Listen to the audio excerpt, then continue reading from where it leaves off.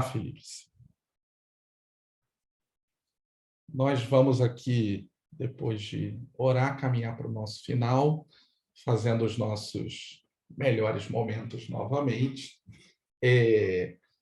tentando lembrar aí o que a gente conversou rapidinho.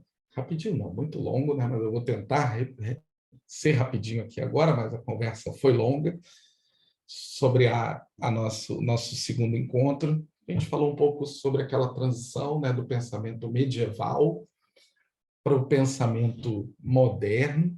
Então, o pensamento medieval ele teve fim ali pelo início do século XVI e ele foi dando lugar a um pensamento moderno que é mais pragmático, mais impessoal, mais racional. E ele foi muito influenciado tanto pelo iluminismo quanto pela reforma protestante. Então, aquele mundo encantado, né, ele foi se desencantando e se tornando mais racional. Tem um exemplo que eu não citei, né, que até a forma como a gente ora, como a gente estuda a Bíblia, como a gente faz a nossa liturgia, o nosso calendário, né? Se alguém busca assim um pouco da história da igreja pré-era moderna, e isso não foi de uma vez, né? À medida que a gente vai se afastando, chegando mais perto dos séculos 19, 20, e comparando com o 15, o 14, o 13, você vai ver que é uma igreja bem diferente. É uma igreja que às vezes está muito ruim na sua forma de ler a Bíblia. A gente falou um pouquinho, né, da volta às fontes originais na aula passada, que é uma parte dessa racionalidade protestante. É uma igreja que tem medo de coruja, medo de ir no cemitério, né? Mas é uma igreja que tem um calendário litúrgico, por exemplo, mais rico que o nosso. Aquele livrinho que eu mostrei, né, o Como Não Ser Secular, do James Smith, ele fala bastante sobre isso, sobre a importância, né, da gente ter hábitos litúrgicos que formem a nossa vida cristã. Então, uma igreja que tinha mais símbolos passa a ter menos símbolos, é uma igreja que tinha uma arquitetura mais rica passa a ter uma arquitetura também mais pobre, é uma igreja que tinha toda uma tradição de valorização dos santos, e aí não estou nem falando do folclore católico romano que a gente está acostumado assim no Brasil, mas uma percepção de que havia a vida de alguns cristãos para ser observada de maneira mais atenta, e a gente vai indo para um caminho mais está na Bíblia ou não está na Bíblia, né? Negando um pouco a tradição, e isso nos traz uma confusão, tá? Porque a espiritualidade cristã, com esse formato está ou não está na Bíblia, é essencialmente moderna. E aí, quando a gente não acha direito os negócios na Bíblia, ou não acha na Bíblia resposta para para os nossos dilemas contemporâneos, a gente fica meio embananado, ou a gente inventa resposta, que é uma parte ruim do nosso procedimento também. Mas, assim, o pensamento medieval, né, pelo discurso moderno, ele foi visto sempre como muito atrasado, como esse pensamento assim cheio de superstições e que deveria ser abandonado. Esse discurso ele aconteceu tanto num ambiente não religioso quanto no ambiente eclesiástico. Que eu queria só mostrar aqui que houve sim essa transição, e nem tudo do pensamento e da espiritualidade pré-reforma protestante é para ser jogado no lixo, não. A gente tem uma riqueza de vida espiritual que poderia colaborar com a nossa vida contemporânea. O fato é que o mundo se tornou mais secularizado, né? Eu falei com vocês que talvez essa expressão em português que faça mais sentido é que o mundo se tornou mais laico, e certamente a política, né, se tornou mais secular, que ela precisa atender a um bem comum que envolve uma sociedade muito plural, com muita gente diferente, e com certeza você já ouviu essa expressão no ambiente político, o Estado é laico, né? como se o Estado fosse antirreligioso, o que ele não é, ou pelo menos não foi desenhado para o ser, mas de fato ele foi desenhado para ser mais impessoal e não dar vazão a nenhum tipo de preferência a grupo religioso. O impacto maior na gente, né, isso apareceu até no momento das perguntas no primeiro dia, apareceu no momento das perguntas no segundo dia, é que a nossa fé passou a ser questionada no ambiente público, um discurso secular muito forte de que a fé pertence à esfera privada, né? Então, essa privatização da fé também foi uma marca do que a gente falou. E um problema, né? Eu citei ali a expressão do Craig Gay, do meu orientador, que é o ateísmo prático, é que a gente assimilou um pouco dessa vida secular, tá? E aí mesmo os cristãos, por vezes, se pegam vivendo um ateísmo prático. Daqui a pouco a gente volta aí no ateísmo prático. E a gente fechou, né, com uma conversa bem questionadora assim, do Jacques Ellul, em que ele impõe assim, uma contraposição de duas visões, um questionamento mais profético, e na interpretação do Jacques Ellul, a visão bíblica é uma visão antipolítica, né, de questionamento dos poderes, e se Jesus Cristo é o Senhor, ninguém mais é Senhor, né? Então, só há um senhorio, e aí uma proposta assim, mais anárquica de vivência dos cristãos. Os cristãos vivem debaixo de um poder e para um reino somente. E ele opõe essa visão bíblica, que na percepção dele é a mais correta, a uma perversão política do cristianismo, que o cristianismo estaria assim, sob risco de ser pervertido por essa constantianização das igrejas. Então, toda vez que a igreja, e aí essa expressão, esse neologismo aí, constantianização, tem a ver com o imperador Constantino, que deixa de perseguir os cristãos no Império Romano, depois de 4 séculos de perseguição. Você tem isso abrandado e depois eliminado, e depois o cristianismo como religião oficial do Império Romano. E aí o Ellul vai dizer que isso é muito ruim, né? Que quando a igreja ela assume essa parceria com o poder terreno ou com os poderes e governos desse mundo, o que acontece é que a gente vai fazer trocas, né? A gente vai fazer algumas concessões ao poder, vai perder esse questionamento profético. E aí a gente viu, né, um pouco da instrumentalização ali que o Ellul falava. Terminamos a aula vendo umas fotos, algumas hilárias, outras mais tristes, de como é que político usa a igreja. Né? Político vai na igreja, que na igreja tem eleitor pra caramba, então faz sentido para ele ir na igreja, assim como ele vai à escola de samba, assim como ele vai em feijoada em comunidade carente, assim como ele vai onde tem massa demográfica votante. E a igreja é um lugar fácil de concentrar um grupo, né, ou pelo menos um grupo razoavelmente simples de a gente delimitar interesses. Então a gente tem que deixar de ser trouxa, essa foi a mensagem final, né, que a gente tem um dever de despolitizar a igreja nesse sentido, de impedir a instrumentalização da igreja, porque a igreja do Senhor não é para isso, muito menos os sacramentos. E aí eu falei para vocês, compartilhei que aquela foto do batismo lá no Rio Jordão, para mim, era a mais triste de todas, porque ali você vê uma perversão de um momento sagrado no seu estrito, no seu significado mais estrito, que é o momento do nascimento de novo, né, do nascimento espiritual de um novo convertido sendo travestido ali de marketing político. E há muitas outras formas de perversão política que a gente poderia aqui gastar a, a hora inteira falando sobre isso.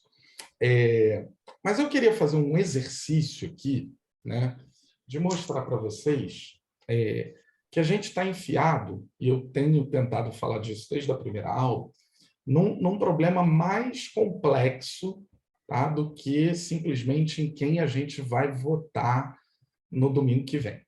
E eu já fiz aqui a ressalva de que eu não votarei. Então, fui salvo pela graça aí em 2018 e 2022, já são duas eleições em que involuntariamente eu não poderei votar. Bom, mas no domingo, né, quando a gente for votar, a gente não exatamente está conseguindo tocar no problema da secularização, que é muito complexo, né, porque ele está enfiado, assim, ele está entranhado no pensamento social de muitas formas. Essa foto fui eu que tirei, tá? Vocês estão vendo aí, no chão do metrô de Vancouver. Um adesivo grande, tá? Com uma propaganda assim de uma campanha. Assim, não era exatamente a campanha política, mas era também uma campanha política, porque lá se vota no meio do caminho, não só para se eleger os representantes, mas também se vota para algumas decisões, principalmente aquelas que vão aumentar custos, né? Impostos. E aí está dizendo que as famílias de BC, British Columbia, que é a província lá onde fica Vancouver, elas precisavam de um childcare, que é creche, né? Aqui no nosso ordenamento orçamentário, a creche está prevista como uma oferta pública, lá não, lá começa só no kindergarten, no jardim da infância, então até os 5 anos você fica lá com a sua criança, dá o seu jeito, ou paga um daycare, né, que seria assim o que a gente pagaria aqui de creche privada, mas não existem creches públicas. E que as famílias, e se gasta muito dinheiro com isso, né? As famílias empobrecem por conta desses 4 ou 5 primeiros anos sem creche pública. E aí está dizendo que as famílias da British Columbia precisam de cuidado, creche, a preços mais em conta.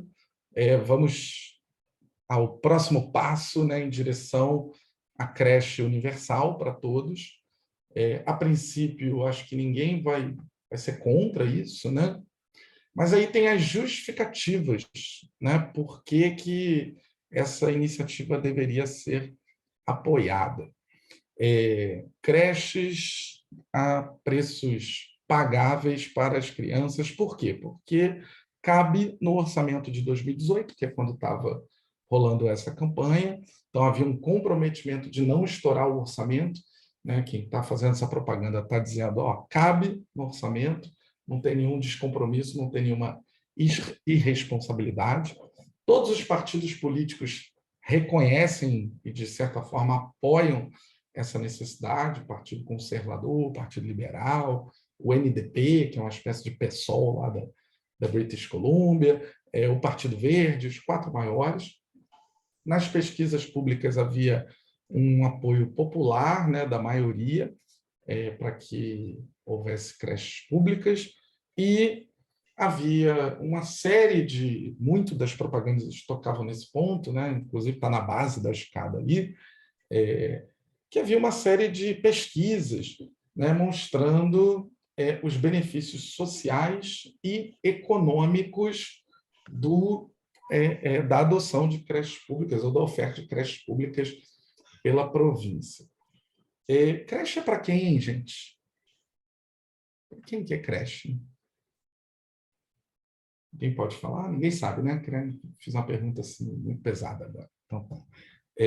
Vou fazer umas mais fáceis depois. Creche é para criança, né? Quem vai para a creche é a criança, os beneficiados claramente são os pais, mas o público-alvo de uma creche é criança.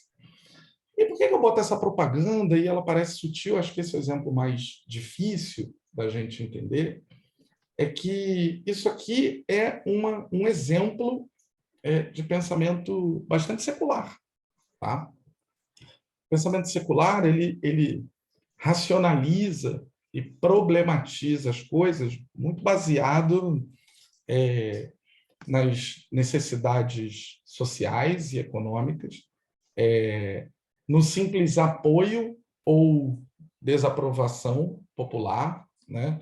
Você tem até um ditado que, né, latino, que parece religioso, mas ele é profundamente secular, que é o Vox Populi, Vox Dei, né? A voz do povo é a voz de Deus.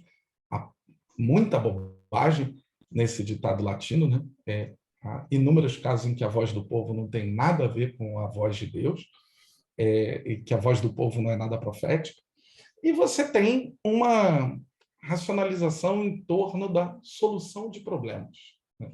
Inclusive, em educação, essa é uma habilidade, uma competência muito valorizada, né, de que a gente deveria ensinar mais as crianças, todo mundo, não há problema nenhum quanto a isso, a solucionar problemas complexos do mundo real, né, trazer soluções criativas.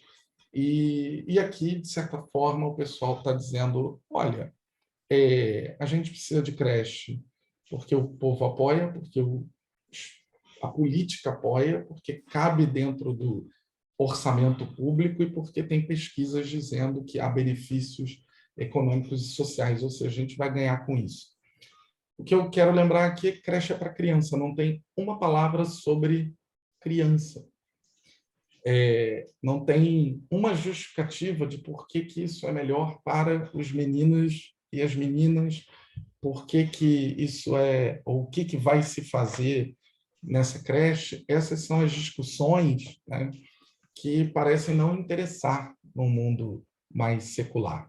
Eu não sei se vocês sabem, mas o kindergarten, né, o jardim da infância, ele tem uma profunda influência de um educador protestante, que imaginou uma metodologia para ensino dos pequenos, partindo de uma premissa de que eles sabem quase nada e precisavam ser guiados, quase como, e a inspiração dele é o livro de Gênesis, quase como num jardim. E essa imagem vocês conhecem, né?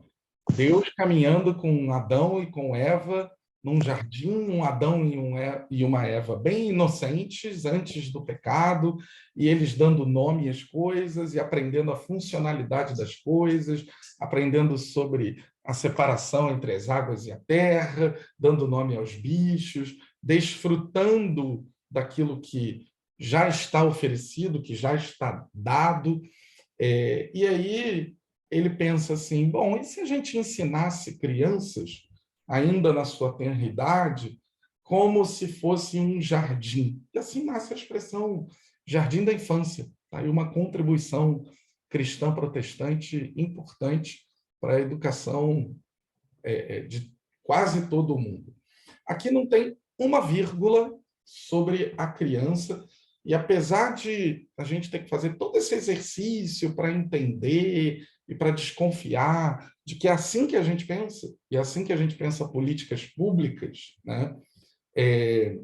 Ou seja, com base em premissas muito pragmáticas e pouco fundadas em estruturas morais, a gente ainda guarda um bom nível de moralidade, e é isso que nos gera certo desconforto.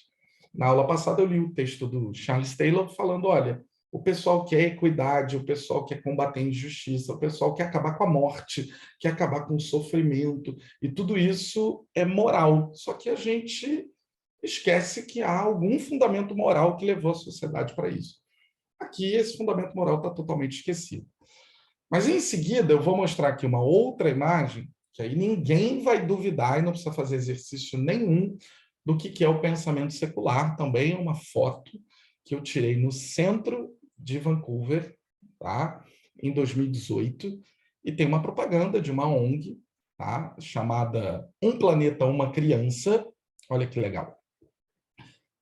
O nome já denuncia o que está acontecendo aqui, e aí diz assim, o presente, né, de amor, o presente amoroso, o mais amoroso que você pode dar para o seu primeiro filho é não ter outro filho.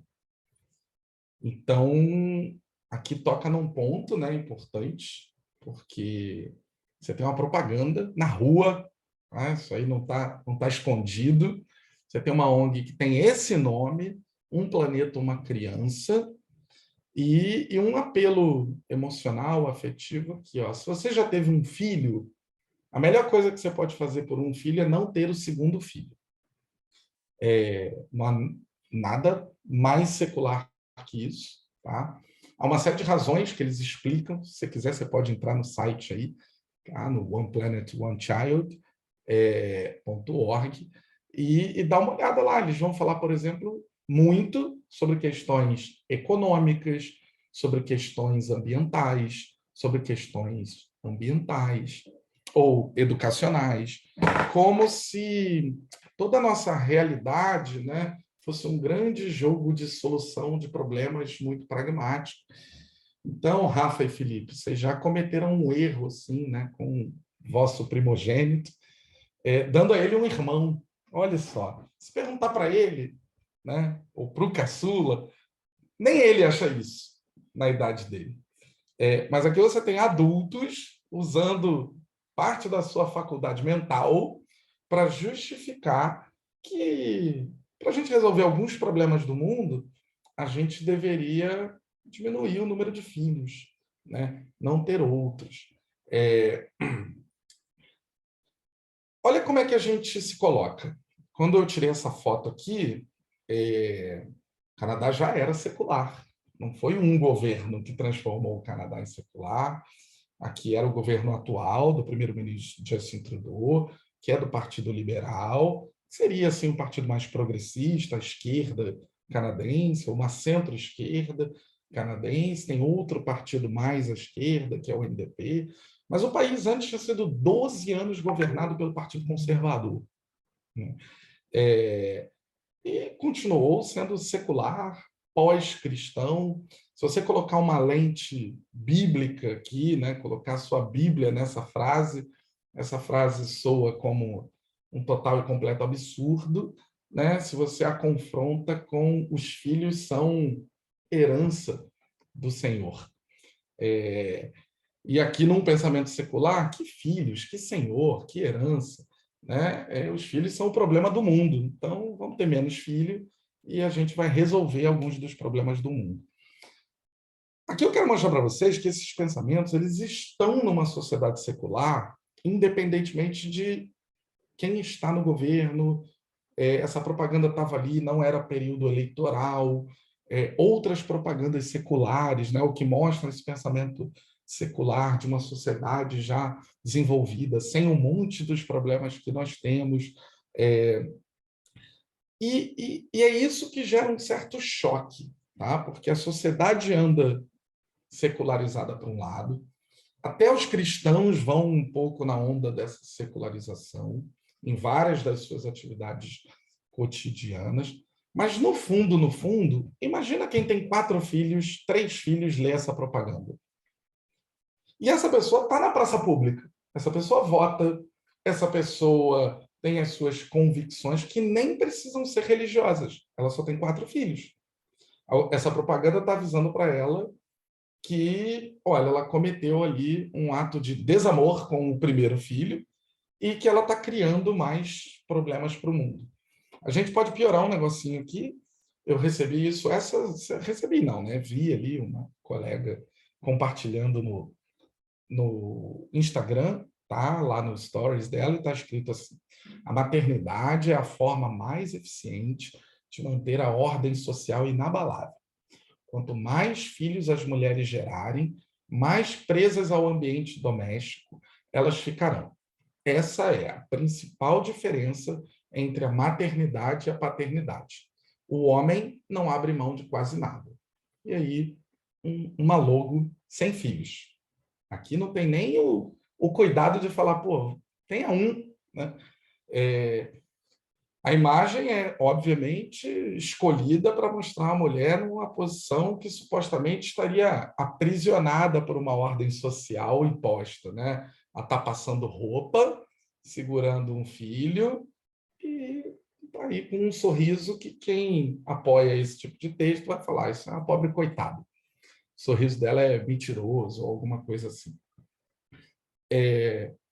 A gente sabe que houve, sim, de fato, por vários motivos, na modernidade, uma queda na taxa de natalidade no mundo todo, tá? À medida que a renda das pessoas aumenta, à medida que as áreas se urbanizam, à medida que há mais acesso a tecnologias médicas ou não, o número de filhos por famílias diminui. Mas, de novo, se você coloca a sua lente bíblica sobre uma frase dessa, e aí você pensa, bom, tá bom, talvez a gente não possa negar o problema de, numa ordem social que nada tem a ver com a ordem social bíblica, a gente tenha problemas nessa relação entre maternidade e paternidade. Né? Não dá para dizer que não tem um monte de coisa para consertar na paternidade de um monte de pai ruim por aí. Mas, em vez de a proposta ser pais tenham uma paternidade decente e influenciar essa paternidade a partir de uma visão bíblica, a mente secular ela não permite que visão bíblica nenhuma apareça, nem visão islâmica, nem visão de coisa nenhuma. Ela vai dizer o seguinte, olha, a solução para esse problema não é consertar a paternidade, é não ter mais maternidade. Logo, sem filhos. Isso aqui é Brasil 2022. Outubro de 2022, semana passada. Então, isso é o mundo secular tocando em questões políticas que você pode até pensar assim, isso aqui com certeza é um cara do PSOL que escreveu. Ou com certeza é alguém de esquerda e progressista que escreveu. O fato é, ainda que seja, né, essa é uma forma de pensar da sociedade que a gente vive. A gente resolve problemas não tocando na moralidade ou na imoralidade, que alguns problemas têm como raízes, mas a gente toca nesses problemas subvertendo qualquer tipo de ordem social que está estabelecida. É quase que uma mente revolucionária em constante trabalho. Tudo que puder ser desconstruído, desmontado, terá de ser desmontado. E a ideia de reformar, ela é uma ideia que deveria ser mais cara para nós cristãos, em que a gente não fica preso de maneira reacionária, idealizando o passado, mas as melhores contribuições cristãs, especialmente protestantes, nos últimos 400 anos, elas tiveram a ver com ideias que reformavam a ordem social. Ou seja, tira o que é ruim mesmo, conserva o que é bom, embute nas pessoas soluções criativas, inclusive a partir de uma visão bíblica. Então, a gente precisa discutir abandono infantil, mas a visão bíblica não é com aborto. Né? E a contribuição protestante na Inglaterra foi com as redes de adoção. Praticamente que os cristãos protestantes tomaram algo que já acontecia muito com os cristãos católicos na Inglaterra, que foi formar os orfanatos. O orfanato hoje tem um peso negativo, né? Mas o orfanato ele é assim, um lugar de abnegados, muitos deles, a maioria deles, diria, por razões de fé, que tomam conta de filhos que não são seus. Por quê? Porque entendem que há uma desordem nesse abandono de crianças, há uma maldade implícita, há um destino cruel e colocam suas mãozinhas, seus braços para intervir de maneira a reformar aquela realidade. Então, a gente fica aí nesse meio do caminho, quase sempre se perguntando, né? E a gente faz o quê? Né? Porque a gente está num mundo, estou recuperando aqui o slide da semana passada, em que as convicções religiosas elas são uma opção entre muitas outras. E elas ficam sob suspeição o tempo inteiro, elas estão contestadas. As condições de crença, a gente falou disso, elas mudaram. Nunca foi tão difícil crer e mais difícil ainda sustentar crenças no espaço público. Eu brinco que, ó, no caminho que a gente vai de secularização, vai ter um dia que vão proibir a gente de ir na cadeia, assim, visitar preso. Hoje ninguém proíbe. Mas por quê? Porque ninguém quer saber de preso. Preso é um cara muito mulambo, extremamente marginalizado na sociedade. Quem visita preso, gente? Crente. É crente que visita preso. A gente ainda carrega uma fama, né? O ambiente secular debocha da gente, fala, só tem ex-drogado, ex-bandido, ex-assassino, ex-não sei o quê, que vira crente. É isso mesmo, é a gente que vai lá. Né? Então, assim, no caminho que a gente vai avançando, a gente vai voltar para uma realidade muito parecida com a do cristianismo primitivo. Tem um bom livro de um cara não crente, chama... Eu estou escondido aqui, não estou achando. Acho que chama The Rise of Christianity. Tem uma versão em português esgotada pela editora Paulus ou pela Paulinas, não lembro direito. E é um cientista social da Universidade de Seattle que ele lembra que como é que aquela seita de cristãos cresceu demograficamente e se tornou o cristianismo. E ele sustenta que não tem nada a ver com Constantino, que antes de Constantino já havia razões demográficas para os cristãos irem se tornando mais numerosos.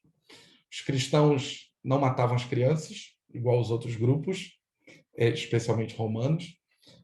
Os cristãos proibiram, foram os primeiros a proibir os casamentos infantis, o que diminuiu bastante a mortalidade infantil. Os cristãos não faziam sexo com crianças escravas, como os romanos. Os cristãos não largavam os feridos de guerra para trás e não largavam os velhos para trás. Investiam numa espécie de saúde pública rudimentar e partilhavam o pouco que tinham. E com isso, outros grupos pequenos desapareciam de tempos em tempos e os cristãos não desapareciam. Eles se multiplicavam. E os cristãos ainda tinham uma mania esquisita que a gente conserva e deve conservar até hoje, que é eles plantavam outros grupos. Eles iam para um lugar e eles plantavam uma igreja, olha que absurdo. Eles chegavam lá e falavam, olha, a gente conversou com o pessoal aqui, o pessoal entendeu, né, o pessoal se converteu, a gente batizou todo mundo, mas a gente quer deixar aqui uma célula de organização social que a gente trouxe lá do nosso lugar, chama igreja, e a gente vai plantar uma para eles. E a gente vai mandar comida, vai mandar dinheiro, vai mandar recursos, vai ajudar eles, vai mandar umas cartinhas de inspiração para que eles não se desanimem. E aí os cristãos não só crescem numericamente no seu lugar, como eles também começam a se espalhar geograficamente. E aí eu esqueci o nome dele. Bom, mas só lembro o sobrenome. O Stark, ele vai fazer conta.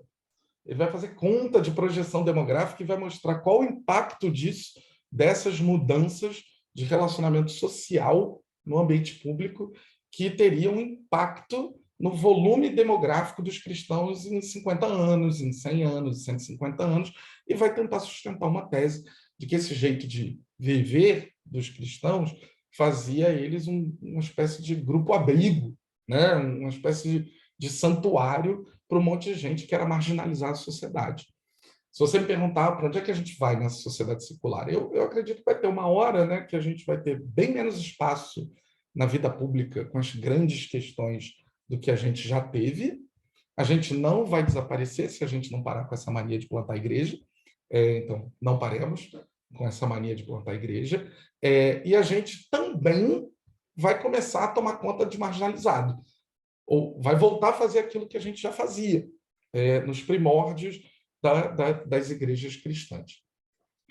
E aí, né, todo esse ambiente secular, que deve continuar avançando, não trago boas notícias aqui, ele não depende só da gente, é de que a suposição de que Deus existe é irrelevante para as coisas reais da vida, para a creche, para ter filho, né, para como é que a gente organiza as nossas famílias. Né, Deus vai desaparecendo desse ambiente, ainda que ele possa existir num contexto privado.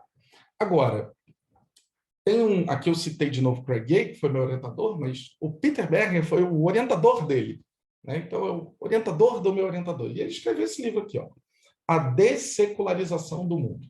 E aí eu peguei esse livro, né, para ver esse título maluco, porque tudo que eu estava lendo era sobre vivermos numa era mais secular, num ambiente político e social extremamente secular. E aí vem um cara e escreve que o mundo está se dessecularizando, e o argumento principal dele, a tese o meu argumento é que a suposição de que vivemos um mundo secularizado é falsa. E aí é que um monte de gente não entende o que acontece na política. Por quê? Porque a política é desenhada para ser secular. O Estado democrático de direito, que tem uma série de virtudes, tá? Não estou criticando o Estado de direito. O Estado de direito é desenhado para ser secular, impessoal, burocrático, pragmático, para tentar balancear conflitos e direitos em conflitos, mas as pessoas não são assim.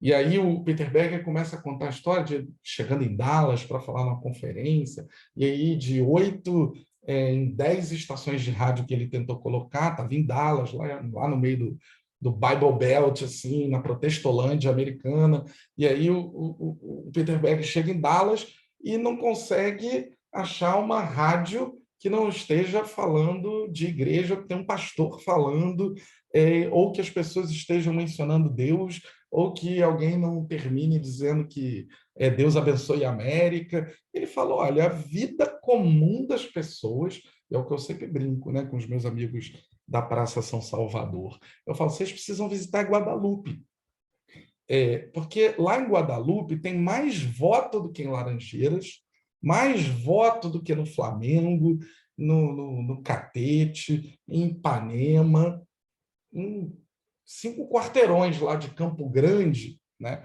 Você coloca o Flamengo, o Catete e o Largo do Machado inteiro. E aquelas pessoas não são absolutamente seculares como vocês pretendem entender.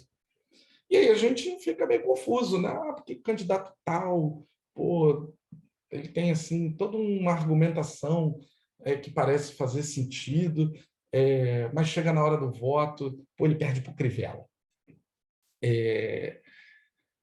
Bom, por um motivo simples. De repente, há uma profunda incompreensão desse discurso secular, de que, apesar de termos instituições seculares, uma mentalidade acadêmica mais secular, as pessoas não sejam tão secularizadas assim. Essa é principalmente a tese desse moço aí, tá? Do Mark Lilla. A gente leu um negocinho dele na primeira aula, tá? O Mark Lilla falando sobre teologia política num livro chamado O Deus Natimorto, né? Em que ele fala, olha, o mundo sempre recorreu a Deus para resolver a maior parte dos seus problemas. Isso era chamado teologia política.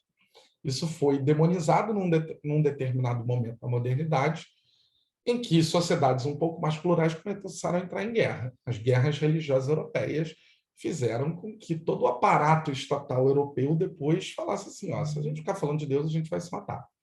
A gente vai constantemente brigar e vai se matar, às vezes, em termos literais, né?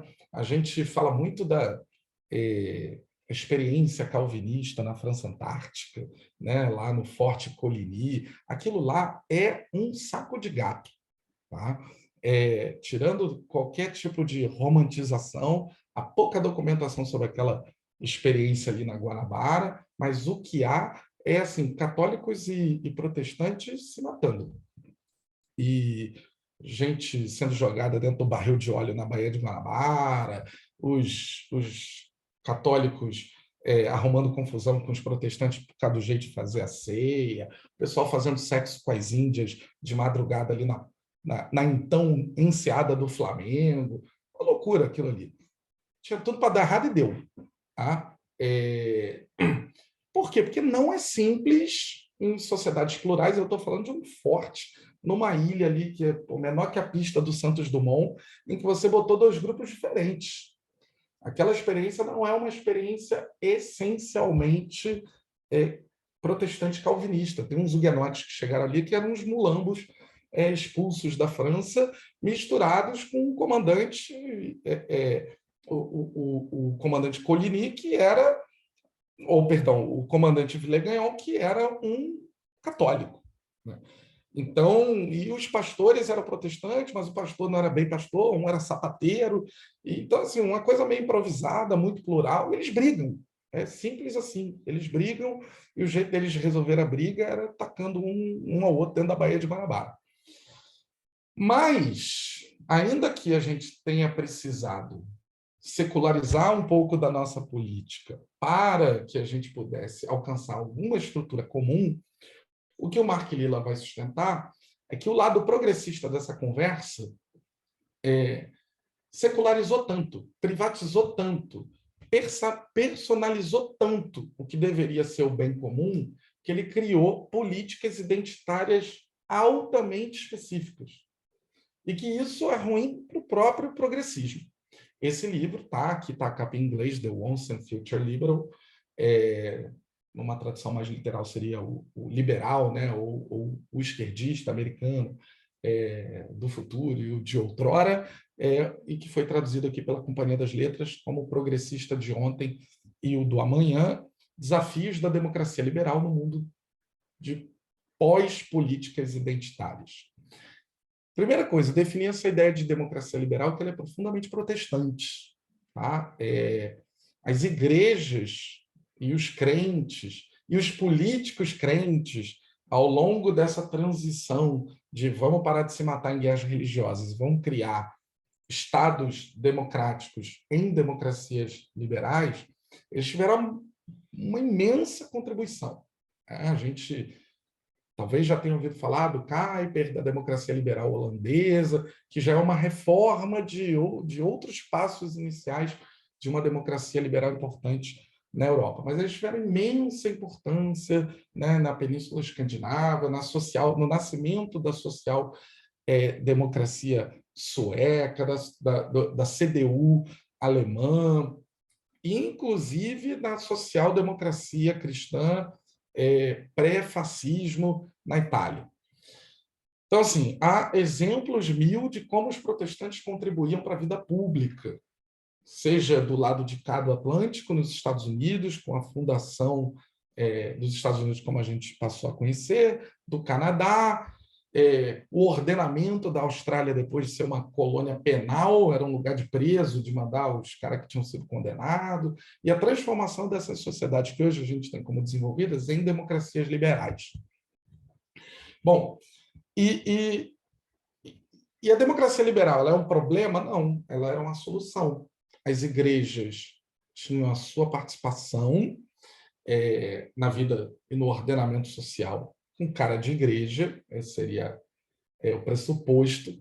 O Estado não perseguiria nem favoreceria ninguém, nem um lado, nem o outro, uma espécie de neutralidade meio impossível, mas que o Estado ia tentar manter. E havia coisas muito claras, chamadas bem comum, que deveriam interessar a todos.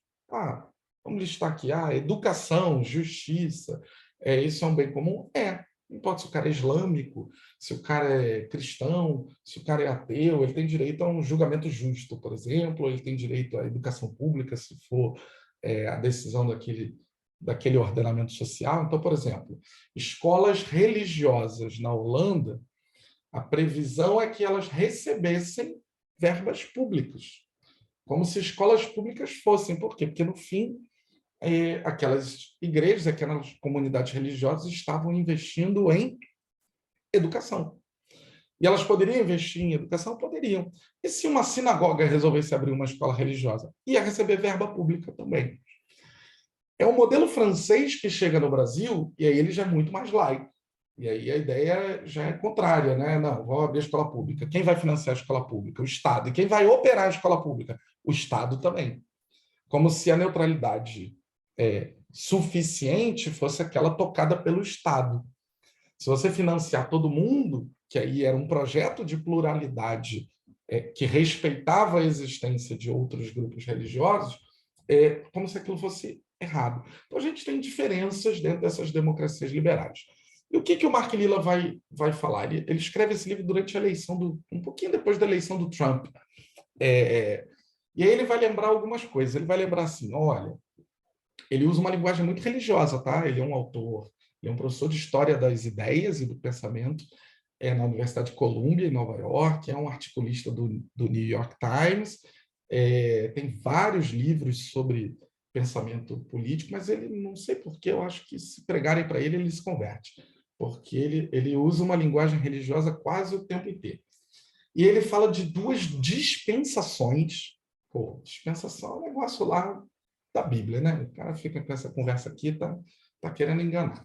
E aí ele fala assim, tem duas dispensações no Partido Democrata no século XX. Ele fala do Roosevelt e do New Deal e daquele período pós-Grande Depressão nos Estados Unidos, né, com suicídios, com uma decadência econômica brutal, com desemprego brutal, com um momento entre guerras, e fala da reconstrução que o Partido Democrata consegue a partir do New Deal e a partir da continuidade dessa ideia de bem comum no pós-Segunda Guerra, com um lema assim, muito, muito claro, que era um lema que servia tanto para a Segunda Guerra, como um lema que servia para o New Deal, que era: nenhum americano será deixado para trás.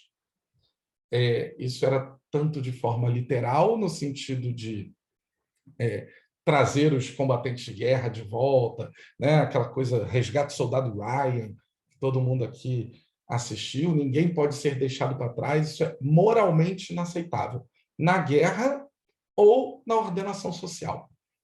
Se você é americano, você não vai ser abandonado pelos seus compatriotas. E, com isso, construiu o pouco que existe de tecido social e de bem-estar social americano lá, que foi muito forte até os anos 70. E aí o Lilla vai falar assim, a partir dos anos 80, vem uma segunda dispensação. Você tem essa mensagem que dura dos anos 30 até os anos 70, que ninguém vai ser deixado para trás, ela é uma grande cola no tecido social americano. E depois você tem uma mensagem que vem do Partido Republicano, aí o jogo vira, e que é uma mensagem que ainda está aí, muito forte até hoje, durante o governo Reagan, que era menos impostos, mais emprego, mais negócios, menos governo. Uma ideia já liberal no sentido econômico, já bem mais forte, dizendo, o Estado te atrapalha, não quer se meter em sua vida, vocês precisam ser mais livres, vocês precisam dar menos dinheiro para o governo, vocês precisam tocar os negócios de vocês, e isso foi muito forte. E aí a gente chega aos anos 2000, num período pós-identitário, e ele faz uma comparação, assim, dizendo que de alguma forma, esse slogan, essa dispensação, essa mensagem do Partido Republicano está lá no site deles até hoje. E que quando você entrava no Partido Democrata, em 2016, no site, tinha assim, uma coluna, né, perguntando quem é você, americano, assim, e essa coluna enorme, gigantesca, você tinha que fazer quase que uma combinação, se você era asiático, se você era não binário, se você era uma minoria afro-americana, se você era mulher, se você era uma mulher transexual, se você era um homem transexual, ou seja, vê se você percebe a mensagem, né? Ou a mudança na mensagem que o Lilla está mostrando. Aquele Partido Democrata, do Roosevelt, do bem comum, do Estado de bem-estar social americano, do ninguém será deixado para trás por ser americano, ele troca essa grande mensagem geral de bem comum por umas caixinhas, assim, né? Em que talvez, se você fosse americano e fosse olhar lá, você fala, eu não estou em nenhuma, assim. Eu não consigo me encaixar aqui, eu não consigo fazer essas combinações extremamente específicas. E ele lembra o seguinte, que numa determinada noite, em que os 3 candidatos estavam fazendo suas campanhas, né? Ainda não tinham acontecido as primárias do Partido Democrata, o Bernie Sanders estava em Boston, contando para a juventude ali, fazendo uma mensagem extremamente alucinada do ponto de vista econômico, dizendo que as universidades da Ivy League, né, Harvard, Yale, Princeton, Columbia, que elas seriam gratuitas. Assim, isso não tem o menor cabimento dentro da realidade do sistema educacional privado americano. Assim. Ele não está falando que a USP, que a UFRJ vão ser gratuitas, ele está falando que as mais caras universidades da elite americana, que educam 0,1% da elite americana, vão ser de graça para todo mundo, para um cara ali que está em Boston passando na rua. Está fazendo ali a sua retórica um pouco mais populista, sem dizer como é que isso vai funcionar. A Hillary estava em Nova York, na cobertura do George Clooney, com uma série de delegados do Partido Democrata, que votariam nela ou não, e com uma série de artistas, né, de atores de Hollywood, na cobertura do George Clooney, a galera do que o Trump depois ficou chamando de establishment. E esse pessoal estava ali, e a principal mensagem da noite foi se a Hillary, e aí foram delegadas de Nova York, né? E aí Nova York é bem mais progressista do que outros estados, até mesmo dentro do Partido Democrata, que queriam saber se a Hillary apoiava o aborto tardio ou não. Mark Lilla lembra que o aborto tardio, né, que é depois de 27 semanas, assim, e que é um negócio bem grosseiro, assim, pessoalmente, eu e a Ju, a gente ficou horrorizado, porque o Gabriel nasceu com 32 semanas, e na UTI que ele estava, tinha um monte de criancinha com 27, 28, a gente fica assim, mas como é que é isso? Assim, pega um molequinho que está aqui do lado, aqui do Gabriel, joga fora, assim, é muito bizarro, assim, o aborto depois de 27 semanas, não é, assim, uma conversa sobre células, que já é bizarro, é uma conversa muito bizarra sobre jogar gente no lixo, assim, no fogo, no incinerador e tal. E aí, o Mark Lilla lembra que dentro do Partido Democrata havia 8% de apoio ao late abortion, a esse aborto tardio, e colocaram a Hillary ali para em Nova York, esse apoio tinha um viés maior, colocaram ela para falar sobre isso. Na mesma noite, estava o senhor Donald Trump numa fábrica falida na Carolina do Norte, falando para um grupo de desempregados da indústria metalúrgica, numa fábrica falida, que ele ia trazer de volta os empregos que tinham ido embora para a China. E aí o Mark Lilla fala o seguinte, ele fala, alguma coisa deu errada no Partido Democrata.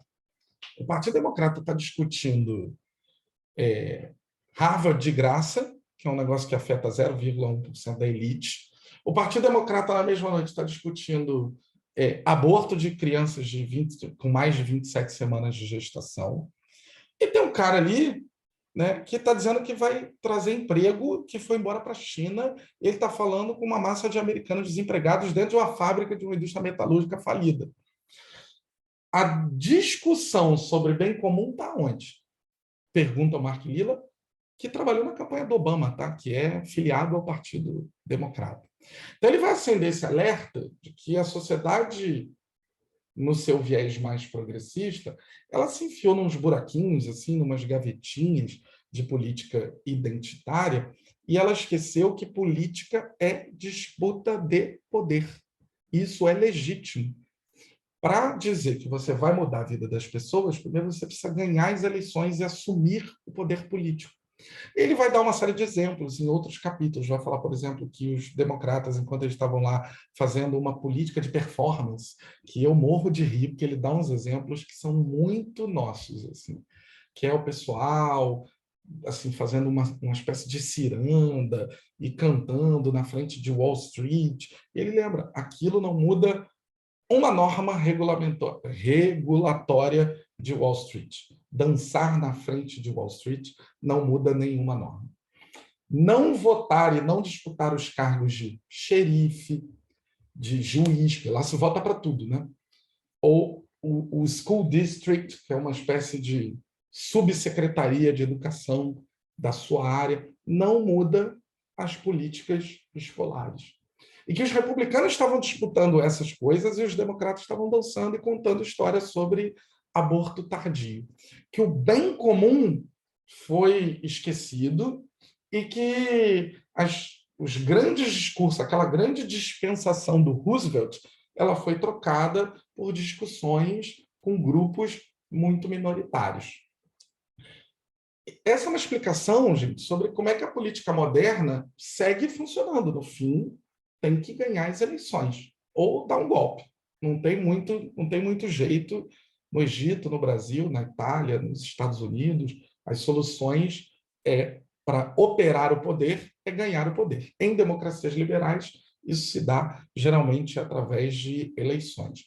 E por que a igreja deve votar, claro, participar, inclusive servir na política, mas ela deve operar isso com uma distância de segurança, porque a política é essa disputa de poder. Isso é legítimo dentro das regras do jogo político das democracias liberais, mas a igreja não é uma disputa de poder. E essa distinção é uma distinção importante. A gente opera na igreja catando o mais fraco. A gente opera na igreja, por vezes, aceitando somente o consenso e não o voto da maioria, 50% mais um. A gente opera na igreja considerando, né, que as soluções de problemas elas não vão vir de um grupo majoritário necessariamente, que as soluções de problemas, os da igreja e os relacionados à missão da igreja, eles estão prescritos em toda uma tradição bíblica e espiritual do cristianismo já há 2000 anos. Então, assim, as regras da democracia liberal, elas são legítimas, elas foram forjadas e apoiadas por cristãos, no entanto, elas nunca foram as regras da igreja. Então, ainda que a gente pegue emprestado voto, né, em igrejas como a Igreja Batista, como Assembleia de Deus, Igreja Congregacional, ainda que a gente pegue essa ideia emprestada da representação, né, e da democracia representativa nos presbitérios, nos supremos concílios, a ideia de mandato para os pastores por um período limitado e que precisa ser renovado de novo e confirmado, né? A gente não vive numa estrutura eclesiástica assim monárquica. A gente pegou muito emprestado dessas democracias liberais, porque essas igrejas modernas estavam surgindo junto com as democracias liberais. A igreja opera fora dessa disputa de poderes. Podemos pegar emprestado votação, podemos pegar emprestado as assembleias, as atas. É um negócio meio burocrático, né? Às vezes fica um negócio meio impessoal. A gente pode pegar emprestado o mandato, a representatividade em presbitérios, concílios, etc. Mas a gente não opera disputando o poder. Tudo que um pastor bíblico não pode querer é que as decisões da sua igreja sejam todas elas levadas por conta de uma disputa de 2, 3, 4 grupos de poder e que um sai vitorioso e o pastor toca a visão do grupo vitorioso. Ele não tem uma igreja, ele tem 4, 5 bandos. E isso não é novo, né? Isso está na carta aos Coríntios, com o apóstolo Paulo já alertando para essa disputa de poder ser ruim, ainda que ela futuramente fosse legítima nas democracias liberais. O pessoal de Apolo, o pessoal de Paulo já escreve, não é bem assim, isso aqui não é igreja. A igreja é lugar para o mais fraco, a igreja é lugar para o voto minoritário, a igreja é lugar para o cara mais esperto, é lugar para o cara mais otário também, é lugar para o cara mais instruído, é lugar para o cara mais limitado intelectualmente ou sem acesso a toda a instrução possível. A igreja é lugar onde a gente mistura rico com pobre, a empregada vai para a igreja junto com o patrão, e não há muitas organizações na nossa sociedade contemporânea das democracias liberais que fazem esse negócio que a igreja faz. Então, por isso que a gente precisa entrar com uma certa distância, porque aquilo que é legítimo na democracia liberal é ilegítimo na igreja, ilegítimo, imoral, antibíblico e anticristão. A gente não pode operar por facções, e a democracia liberal opera legitimamente por facções políticas. Como é que a gente fica no meio desse negócio aí? A gente fica assim, né, meio assim, rebolando, né? Porque a gente não quer ser secular, a gente não quer pensar de maneira exclusivamente racional, a gente não quer ser irracional e supersticioso. Diante de tudo isso que a gente falou aqui, a gente tem as nossas faculdades morais mais ou menos consolidadas por um pensamento que é de fato de fé e é religioso. A gente quer participar da vida pública, mas a gente é chamado para um corpo que tem que se movimentar em uníssono. Então, a vida do cristão no ambiente público é complexa. Ela é difícil. O fácil é instrumentalizar a igreja, para um lado, ou sair correndo para as montanhas, para o outro. Essas são as duas soluções fáceis. Tá? Não são as soluções que vão nos colocar nos lugares mais desconfortáveis, mas elas também não vão dar muitas contribuições. Eu queria aqui caminhar para o fim, passando um trechinho de um pedaço do Reframe. Deixa eu parar aqui de compartilhar. O Reframe, ele é um curso assim, para leigos, né, que o Regent montou ali entre 2014 e 2015, com vários professores, pensado para pessoas comuns e que ele trata temas daquilo que a gente chama de uma grande narrativa bíblica. E aqui, nesse pedacinho, né, que eu queria mostrar para vocês, a gente tem uma analogia assim, conhecida, né, que é a da nossa vida cristã enquanto embaixadores de um reino e da igreja enquanto uma embaixada. Deixa eu ver aqui se eu consigo... Felipe, você tem uma sugestão aqui de como é que eu faço para... André, ela está no YouTube. No YouTube é mais simples, mas tenta colocar o vídeo aí que a gente vai ver se está indo. E ver se está indo, assim, pela fé? Pela fé, meu irmão. Eu creio. How does the gospel reframe every aspect of our lives? Estamos ouvindo o áudio, tá? Não está ouvindo o áudio? Estamos, sim. O áudio está saindo. Aí você está de boa. Agora é só botar aí para o vídeo. People who are scattered throughout society. Imagine if all these people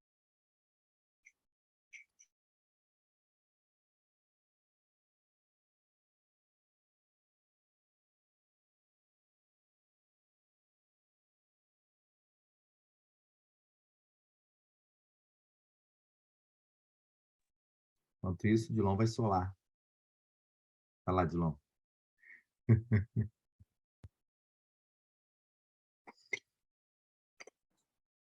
Olá.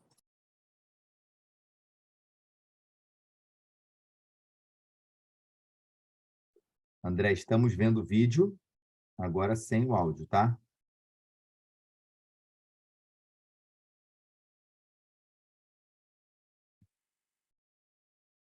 Mas dá para ver a legenda. Meu brother, você quer voltar?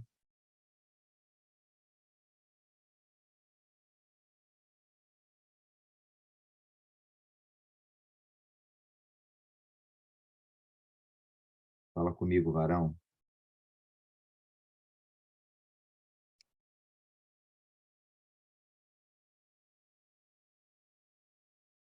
Christians, an identity. Vocês não estavam ouvindo o áudio? Agora começou, aí ele falou identity, aí a gente começou a ouvir o áudio. Antes não estava. Deve ser um pequeno delay. Deixa eu ver aqui. Dá o play. That helps us shift from experiencing the world as aliens, unwilling captives, volta aí para o ponto que você quer, que a gente to functioning as ambassadors, those who are sent on purpose to represent their home country. And we also saw the importance of the embassy, the gathered community that nurtures and resources our identity as citizens of God's kingdom and ambassadors of his gospel of reconciliation. Fundamentally, this is what the church is. And finally, we emphasize the local church as the embassy of the kingdom of God in a given place. We talked about the church as a community that in its essential life together projects the culture and ethos of the kingdom of God to those around. in our love for one another, our welcome, hospitality, our generosity and grace, outsiders should encounter a foretaste of the kingdom itself, a real sense that God is present amongst us. If the church community functions as it should, it's automatically missional just by existing.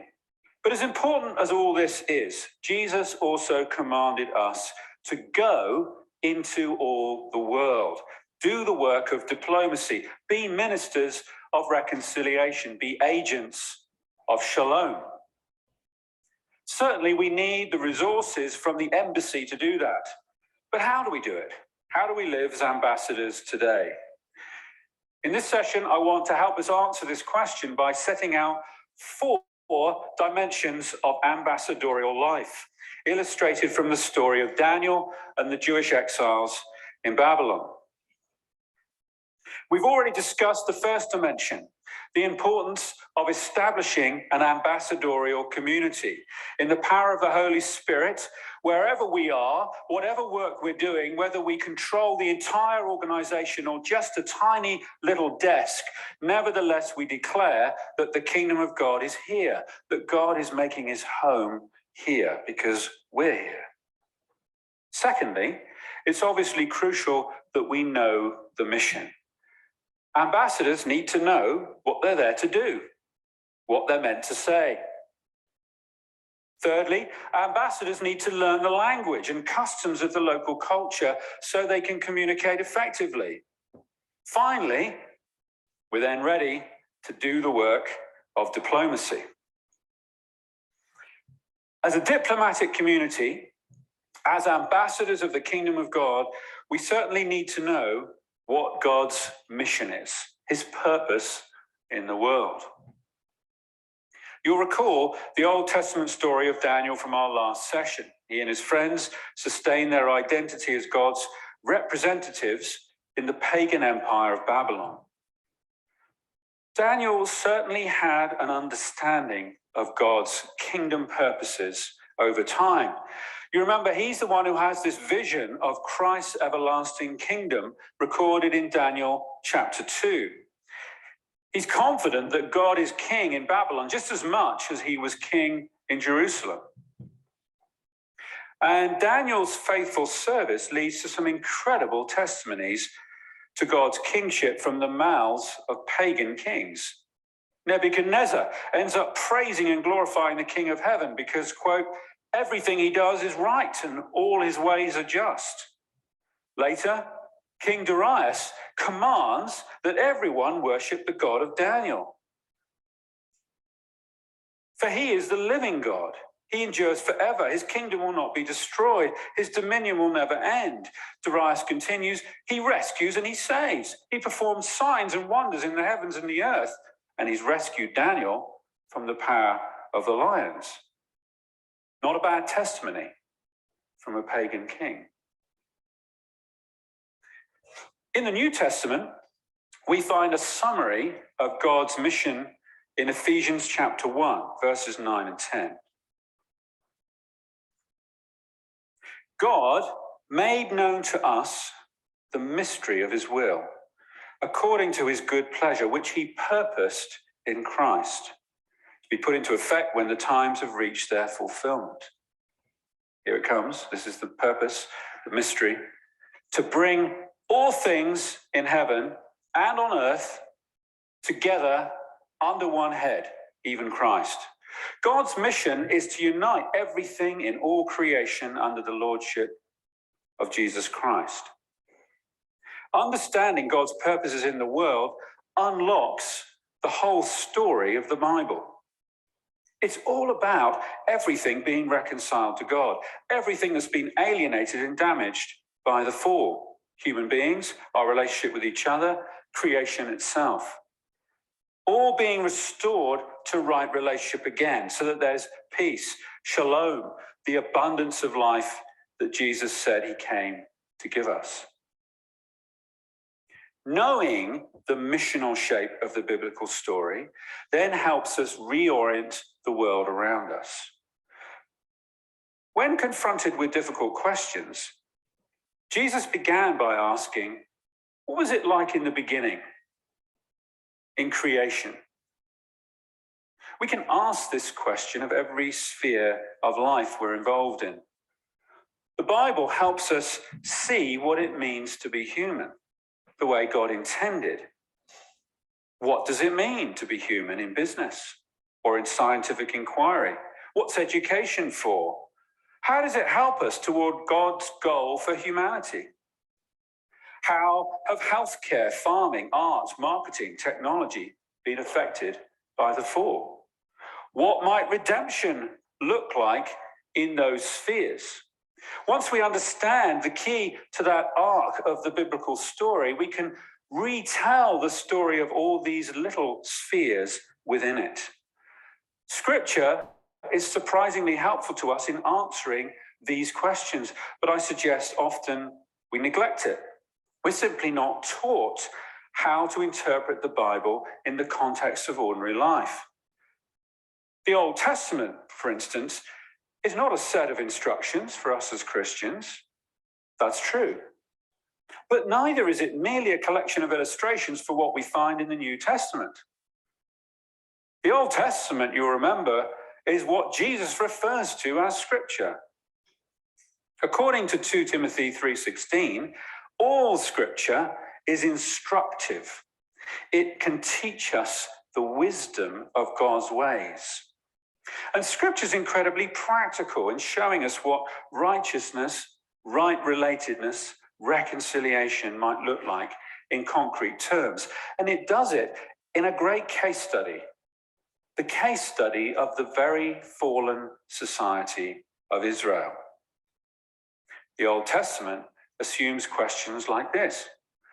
How do you love your neighbor in the way you build your house?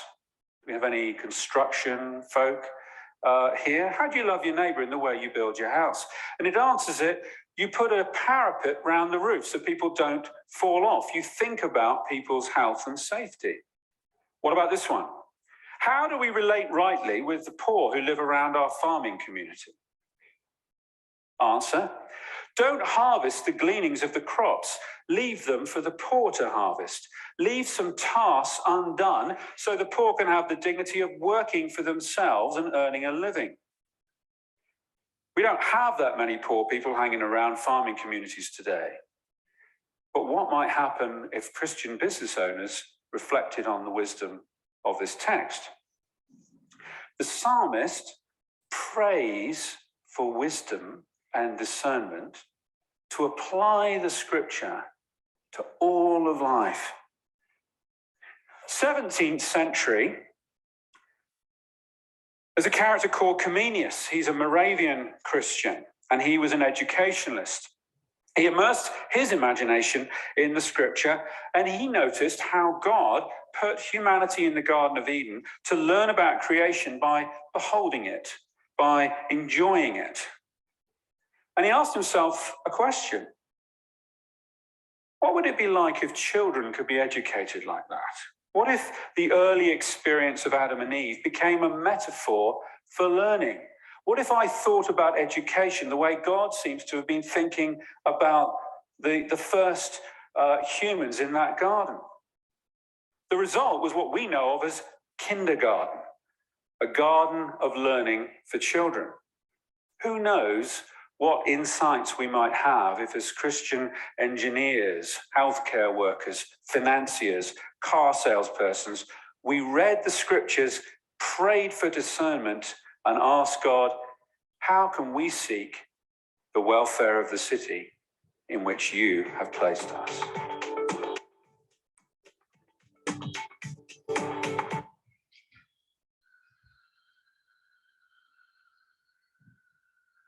Voltaram a me ver, né?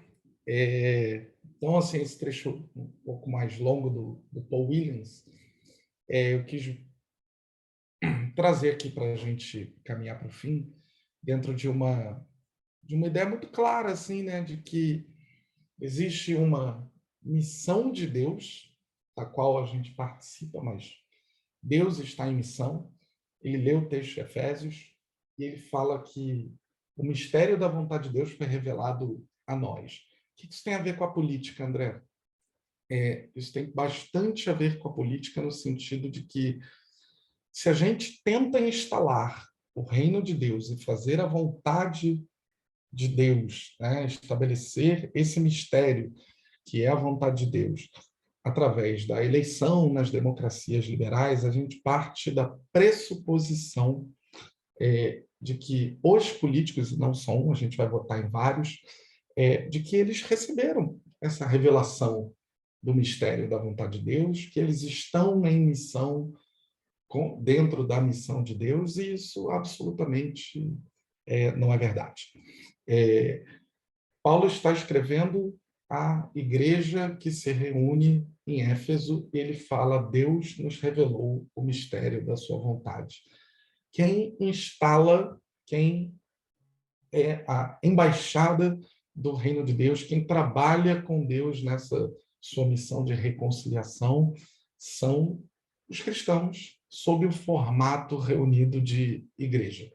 Então, isso não é só um proselitismo para plantarmos igreja, a despeito disso ser fundamental, mas da gente fazer a distinção. Opa, a eleição ela tem um lugar dentro dessa ordem social das democracias, eu participo dela enquanto cidadão, mas eu sou um embaixador e opero na embaixada de um reino absolutamente diferente. E a outra parte, né, e aí até o Paul Williams menciona o exemplo do Jardim da Infância, né, que eu falei mais cedo, copiando dele, claro,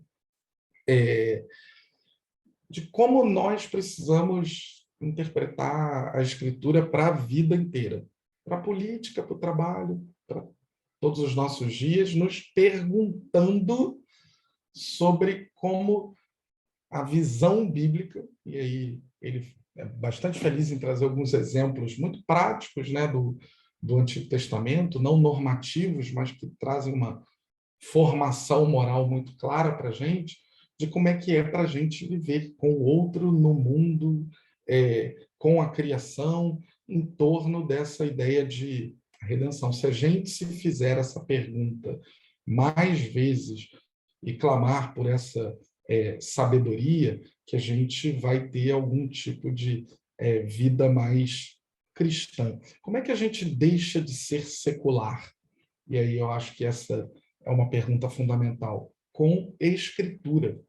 A gente deixa de ser secular se a gente viver mais a Escritura em contextos, em linguagem dentro do nosso ambiente contemporâneo. Então, ele faz ali um paralelo com a embaixada, né, com antes de ir lá fazer diplomacia, existe o conhecer a sua missão, receber os recursos da sua embaixada, conhecer a linguagem e os costumes, para aí sim fazer boa diplomacia.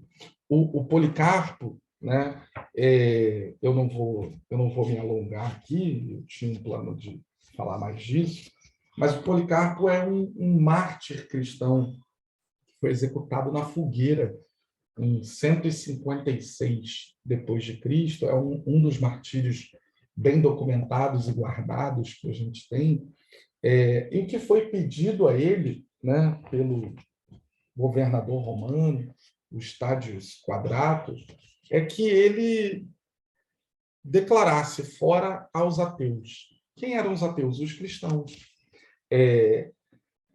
E quando ele é perguntado, né, e o Stádios Quadratus, o governador, chega a insistir para que ele salve a sua vida, por que você vai morrer?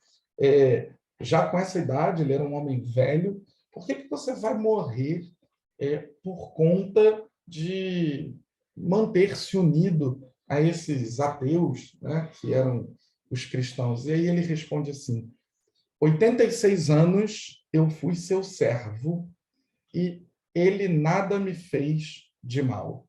Como poderia eu blasfemar o meu rei a quem me salvou? E foi jogado no fogo. A nossa vida secular, ela é cheia de dilemas de Policarpo. Não que a gente vá ser literalmente jogado no fogo, mas o tempo inteiro a gente é confrontado. Olha, eu aplico aqui, faço um exercício mais complexo, mais desconfortável, às vezes custoso, de pensar o meu dia a dia, pensar a minha vida no ambiente público, não apenas no privado, a partir de um prisma cristão, de uma referência bíblica, e assim eu não serei secular, mesmo vivendo numa sociedade secularizada, e poderei ser visto, de fato, como um embaixador de um reino que é estranho, e há Deus por trás disso, assim como havia Deus por trás do desafio diplomático ali de Daniel. Ou eu falo, não, fora os ateístas, no ambiente público, salvo a minha vida, e depois corro para as montanhas, que é o que os outros cristãos que estavam com Policarpo falaram para ele fazer. Foge, a gente esconde na caverna. E ele fala, mas por 86 anos eu servi esse Senhor. E ele está falando de Cristo. Por 86 anos ele não me fez mal algum. Como é que eu vou blasfemar o rei que me salvou?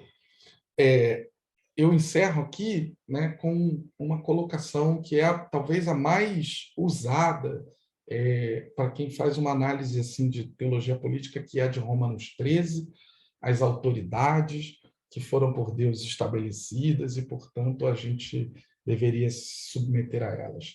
Então, todos devem sujeitar-se às autoridades governamentais, pois não há autoridade que não venha de Deus. As autoridades que existem foram por ele estabelecidas. Portanto, aquele que se rebela contra a autoridade está se colocando contra o que Deus instituiu, e aqueles que assim procedem trazem condenação sobre si mesmo. Pois os governantes não devem ser temidos, a não ser pelos que praticam o mal. Você quer viver livre do medo da autoridade? Pratique o bem, e ela o enaltecerá. Pois é serva de Deus para o seu bem. Mas se você praticar o mal, tenha medo, pois ela não porta a espada sem motivo. É serva de Deus, agente da justiça, para punir quem pratica o mal. Portanto, é necessário que sejamos submissos às autoridades, não apenas por causa da possibilidade de uma punição, mas também por questão de consciência. É por isso também que vocês pagam imposto, pois as autoridades estão a serviço de Deus, sempre dedicadas a esse trabalho. O que esse moço aqui, o Nicholas Wolterstorff, um filósofo reformado, vai dizer é que esse texto de Romanos 13, o que Paulo está dizendo é que a gente deve sim se submeter às autoridades, porque Deus estabeleceu os governos ou as autoridades para servir a Deus, coibindo a injustiça e o mal. A gente não serve às autoridades porque as autoridades têm, ou a gente não serve aos governos porque as autoridades têm uma autoridade em si. A autoridade é do próprio Deus. E ele dá um trabalho para esses governos. Para que servem esses governos numa ordem social ali do mundo do apóstolo Paulo? Para coibir a injustiça e o mal. Ou seja, toda vez que um governo não pratica a justiça, não coíbe a injustiça, não coíbe o mal, ele não é um governo que serve a Deus. Então, o que o Wolterstorff vai tentar resolver é uma pergunta velha. Uma pergunta, então tá bom, então é para eu servir o Hitler, é para eu servir o Mussolini, é para eu servir o Ho Chi Minh, ou seja, a gente pega assim ditadores do século XX, né? Gente que matou, que operou campo de concentração, que aniquilou, que foi autoritário, e a gente deve submeter a eles. O que o Wolterstorff vai dizer é, olha, até mesmo nosso São Calvino, ele talvez tenha lido esse texto sem fazer essa ressalva consideratória sobre o que é autoridade, quem é a autoridade. E a autoridade aqui, quando é substantivo, são os governos, e a autoridade, ter autoridade como objeto, está vinculada ao próprio Deus. E quando é que o governo serve bem a Deus? Quando ele coíbe a injustiça.